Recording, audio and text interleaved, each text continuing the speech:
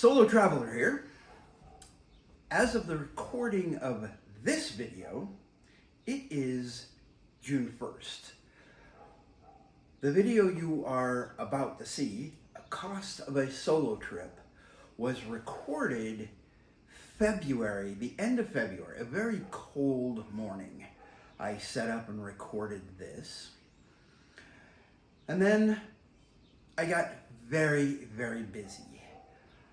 We opened a new land at Universal Hollywood, so we had rehearsals and pyro tests and a lot of that kind of stuff. Took me a while.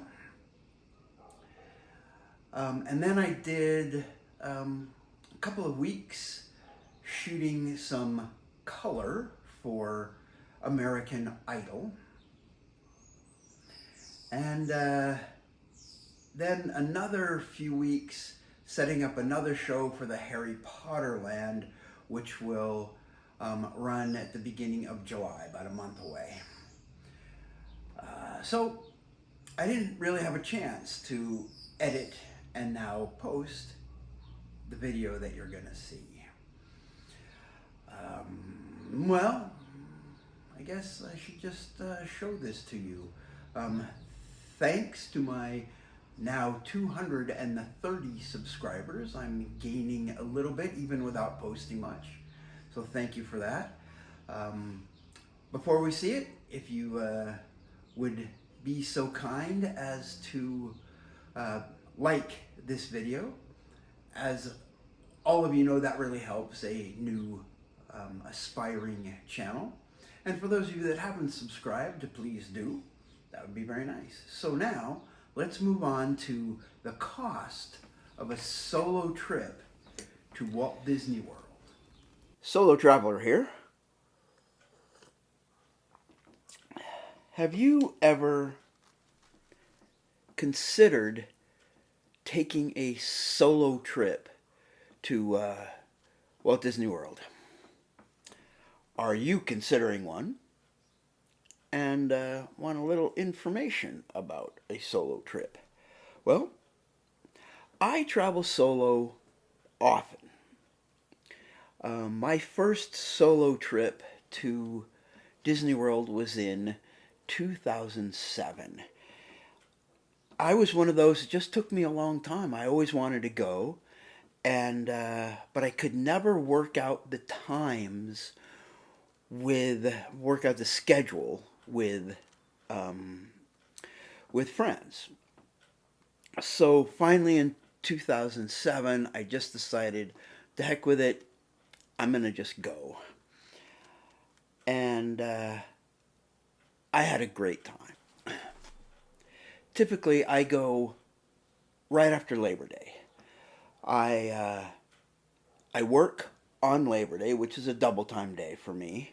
And then I take a red-eye flight from Los Angeles to Orlando. It gets me into MCO usually 6:30, between 6:30 and 7:30 in the morning, depending on when, obviously, the plane leaves.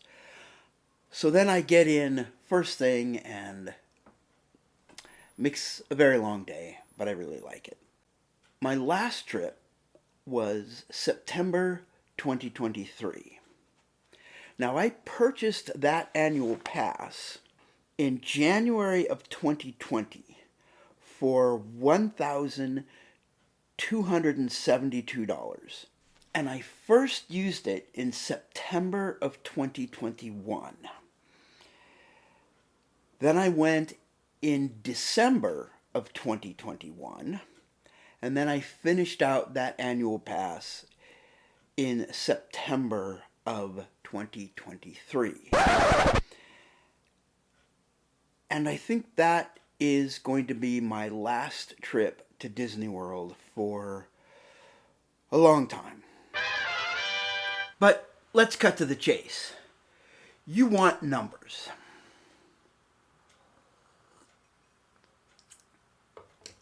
Round trip from Los Angeles to Florida, in this case with a stopover, was $301.94.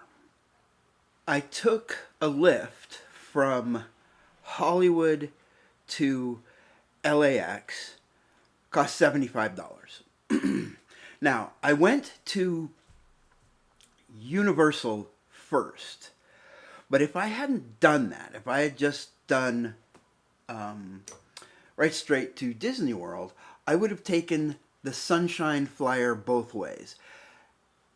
I checked the price of a round trip in September of 2022. It was $19.50. So we're going to use that number.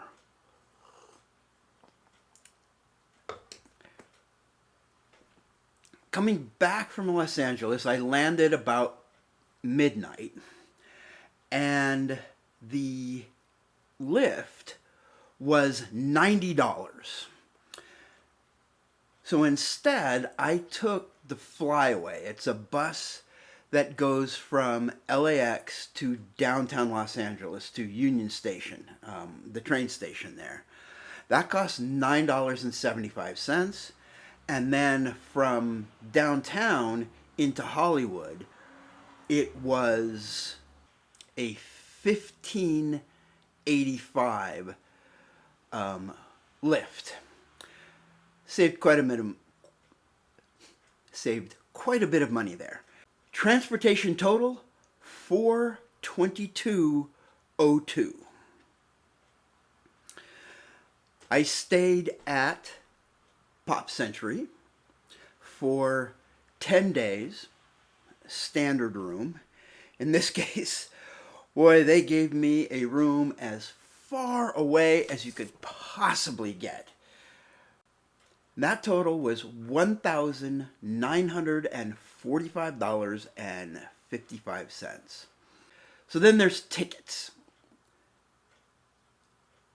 And what I decided to do, instead of amortizing the annual pass over the 27 days, which would have been about $47 per day, the cost of a 10-day park hopper in September of 2023 was $675.38. I rarely buy merchandise when I'm there. I bought a couple of different hats in my previous trip, but this time I bought just a couple of things, a couple of shirts and this sweatshirt. So my merchandise cost was $55.89. Other than the hotel, my biggest expense is food. I average about $50 a day, maybe a little more. What is an average? I average $50 a day. I buy breakfast foods, like little snacks and snack cakes, things like that I'll have in the hotel. I usually bring my own coffee. I make my own coffee pods, and I bring my own coffee. That saves a little bit money, but still I will grab a breakfast sandwich or something, and occasionally I will eat breakfast in a park. So that's where I save a little bit of money on food. I do tend to do a lot of walking around snacks. Popcorn occasionally, not a whole lot of popcorn, but I like my Dole Whip. I like my I like getting a beer almost every day, wandering around, that kind of thing. So the breakdown is as follows. I ate 2 sit-down meals at the Sci-Fi Dine-In and the Prime Time Diner. That was a total of $95.57. My counter service was $87.79. places like the Flame Tree Barbecue, the Regal Eagle. I had breakfast at Friar's Nook once. And, various places in the park. I think the biggest expense was the food kiosks at Epcot.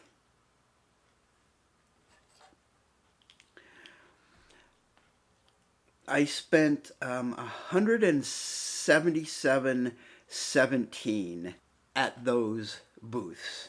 Then my walking around, snacks and booze was $96.61. And finally, I spent $58.80 at Everything Pop. That was mostly, I bought a case of water. It was, like I said, the occasional breakfast. I would get, a breakfast sandwich. I would buy milk and juice, and then just various snacks. They have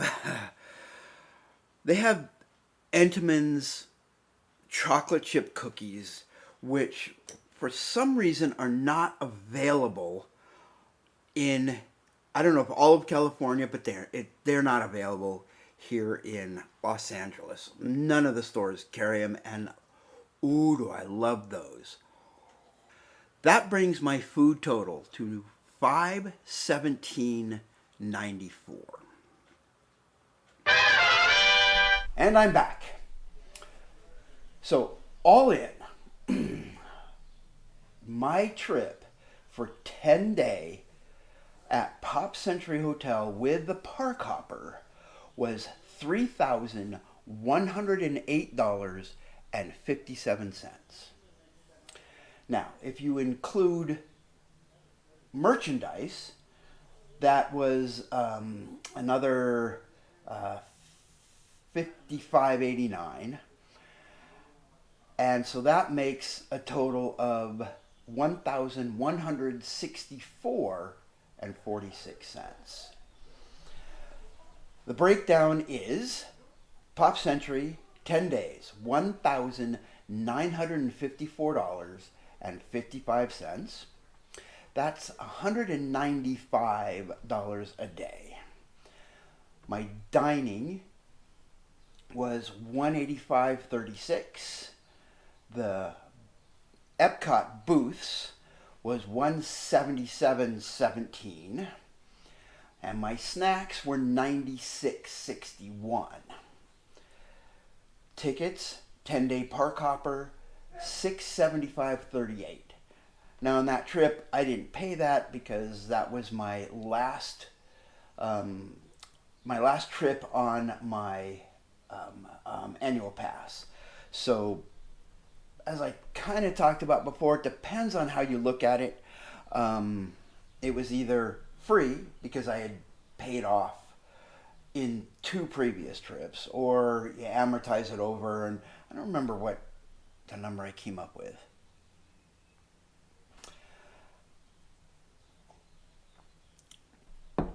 Now, so that number without merchandise of $3,108.57, that was for hotel, park tickets, and food. Of course, you're going to need to add on transportation. So my transportation total was $419.52. That included the round trip airfare, which was $301.93. An Uber to the airport from Hollywood at $74. And then the return from LAX back to Hollywood, $975 for the flyaway, and $15.85 for the Uber from Union Station, the train station in downtown LA. And then, of course, the $17 back and forth with Sunshine Flyer. Now, this $3,108 does include that transportation. So that's what it would cost for a 10-day trip for a solo traveler in 2022. Prices are rising all the time, but that's a pretty good round number for if you are considering taking a solo trip to Walt Disney World and staying at one of the value hotels, or staying in this case at Pop Century. So, thank you for watching, and I'll just stick it home a little seltzer water. So that's it, Solo Traveler. Sorry, we're out of time.